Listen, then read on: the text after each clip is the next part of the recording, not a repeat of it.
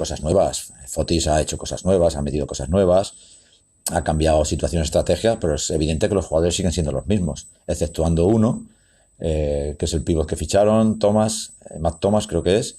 El resto de jugadores son los mismos, las características, cambiando los sistemas o lo que hagan, las características de los jugadores son las mismas, y en eso sí que puedo ayudar yo a mis ayudantes porque los conozco bastante bien. Bueno, ellos tienen el día que anotan de 3 puntos con fluidez, es un equipo letal, ¿no? Porque son jugadores de mucha racha y con mucha capacidad anotadora. Cualquiera, no voy a decir nadie, pero cualquiera del exterior tiene una capacidad anotadora tremenda. Entonces, cuando ellos juegan bien y levantan buenos tiros de tres y sobre todo los anotan, pues son un equipo muy peligroso. Si somos capaces de parar esa línea, sin olvidarnos también el equilibrio que puedan tener dentro en juego interior con Dion Thompson y con los pivots en las continuaciones, pues estaremos haciendo el primer trabajo pensando en poder ganar a Málaga si somos capaces de controlar esa línea exterior.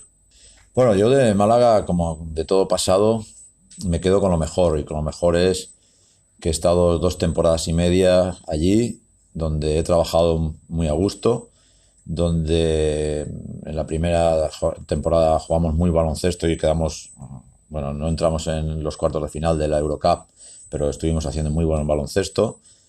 De la segunda temporada me quedo que jugamos una final de la Copa del Rey en casa, y sobre todo vi un Carpena rebosar y entregado al equipo en la recibida del equipo y demás, que a falta de anotar un tiro libre o un rebote ofensivo hubiésemos estado en semifinales de la Liga en la famosa burbuja de Valencia. Me quedo con los momentos buenos.